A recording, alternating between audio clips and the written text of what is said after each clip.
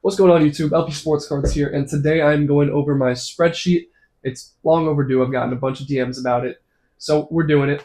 It may not be the best spreadsheet, but it's what I use, and it works for me. So if you guys have any comments or concerns about it, or you see something that's off, or some way I can improve it, let me know. Appreciate y'all as always. Instagram, TikTok, and eBay store linked in the comments, as well as the Discord I'm in. Yeah, check those out.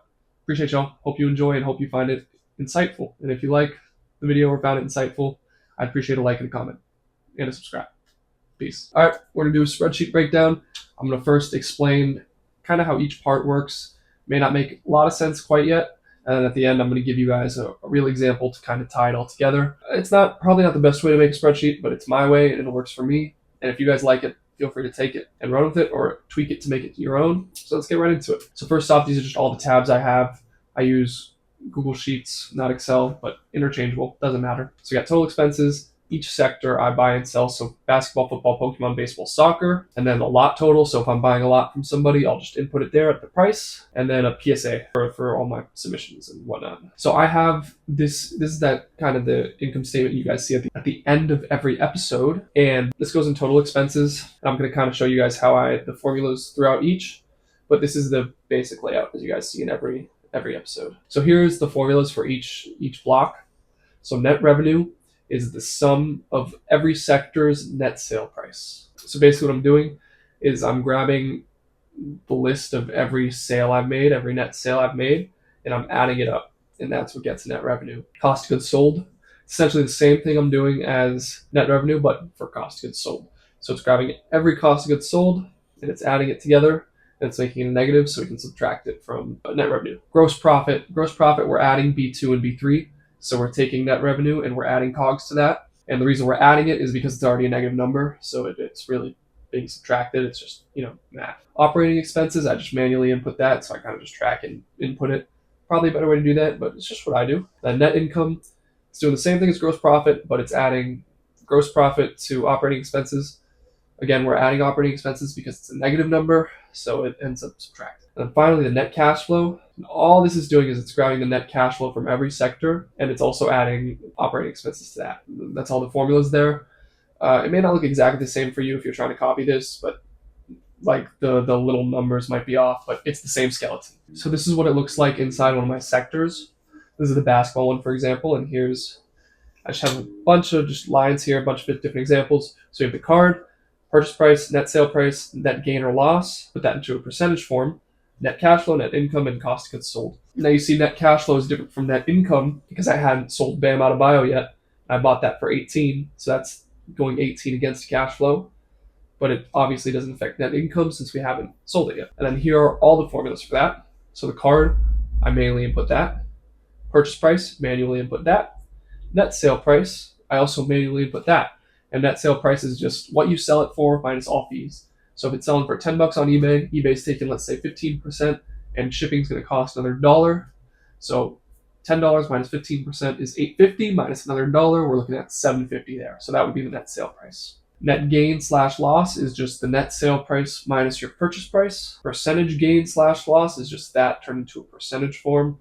Not necessary. I just like that because I'm kind of a nerd. Net cash flow. So this is summing up every single net sale we've made, and it's subtracting every purchase we made, regardless of whether we've sold it or not. And what that's doing is that's tracking my net cash, basically. How many have I spent more than I've brought in? Have I brought in more than I've spent?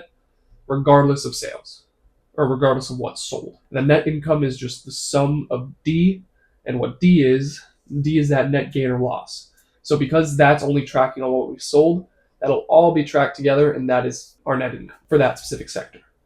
And then cost of goods sold, you see sum of B2 to BX. So BX is just whatever sale you're on. So in this example, BX is B5 because the Tyrese Maxey is the last card I sold.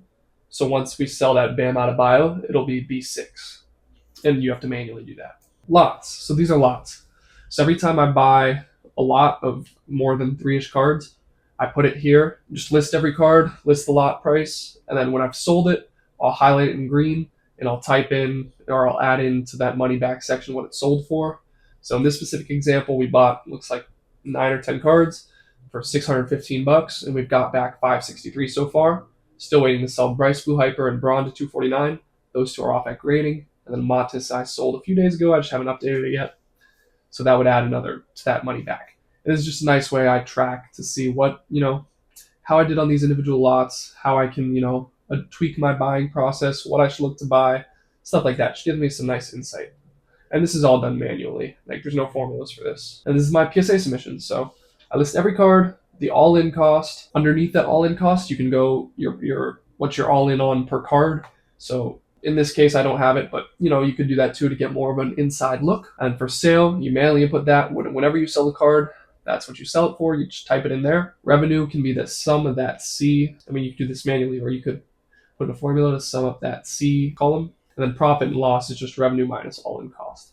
And that's basically everything for that's everything for my spreadsheet. So let's take you into an example now to kind of make a little bit more sense of that, because that may have been a lot and pretty confusing.